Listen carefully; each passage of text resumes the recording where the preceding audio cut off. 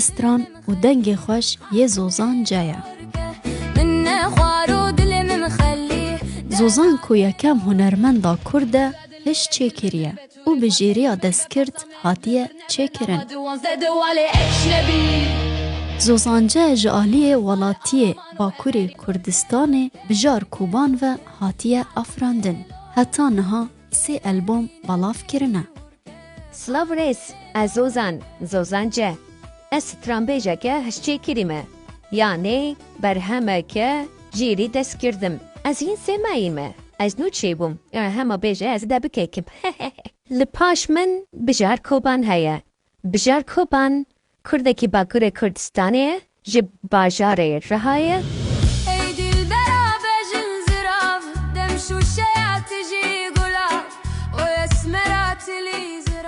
Bijar Koban helbestên melayê Cizîrî, Feqê Teyran û Cigerxwîn jî kirine stran û Zozan Ce bi curên rap û stranên modern dibêje.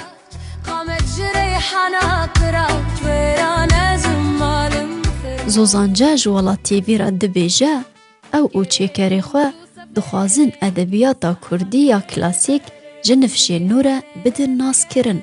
Destilatan ji me re îmajek çêkirine em ji wê dibare dikim. Tim Kurdekî govendgir heye, tim Kurdekî berpez heye, tim Kurdekî li gundan dijî heye. Lê ne, bijar dibêje em Kurd êdî bajarî ne. Divê em îmajeha Kurdekî bajarî jî çêbikin. Bi kurtasî bijar dixwaze bi rêya her şeyî çêkirî an ji derfetên nûjen bêje ku Kurd hene bajarî ne û bi felsefeya bajarîbûnê dijîn. Dez û bijar bi taybetî em dixwazin edebiyata klasîk a Kurdan bigihînin nifşên nû û em zimanê Kurdî bi nifşên nû bidin hezkirin.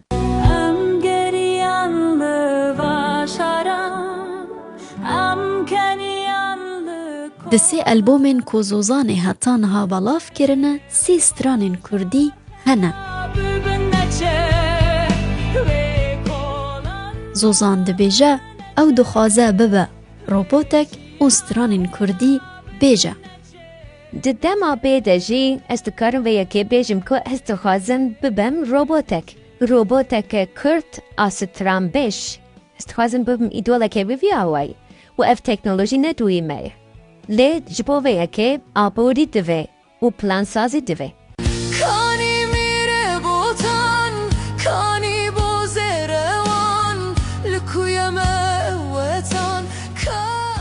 Stranên Zozan Ce li ser sosyal medya têne belav kirin.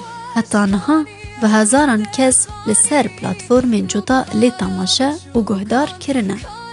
Bi vê yekê bi vê xemê em stranê xwe hildibijêrin, berhemê xwe hildibijêrin. Erê Kurda gelekî ji me hez kir, ez jî ji wan hez dikim û gelek ji wan ciwanin. Ez kêfxweşim ku ez ji bo ciwanên Kurd bibim îdolek. Ez ji vê derê silavê xweş hemê re dişînim, ez tême çavên wan û bi kurtasî ez ne wek we me, lê ez ji we me. Wekî jî dizanin Kurd di govendê de dibin yek û min jî xwest ez di strana de jî di hunerî de jî bikim yek. Belê tu jî hêcayî hemû hestên dilaneyî. Zozan Ce stranên xwe bi zaraveya kurmancî belav dike û dixwaze bi zaraveyên din jî stranan bêje.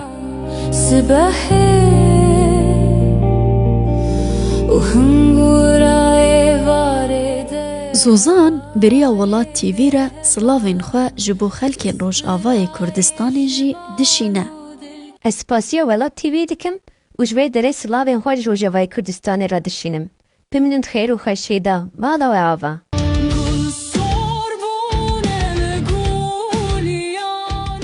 Ev çend salin jîriya destkirt gelekî pêş ketiye. Her çend rojan dahînaneke wê derdikeve. Ji sûdên wê yên diyar kar bi awayekî bilez û bê xerciyeke zêde û bi awayekî ciwan tê cîbicî kirin. Dengê xweşê Zozanê jî berhemên wê ye.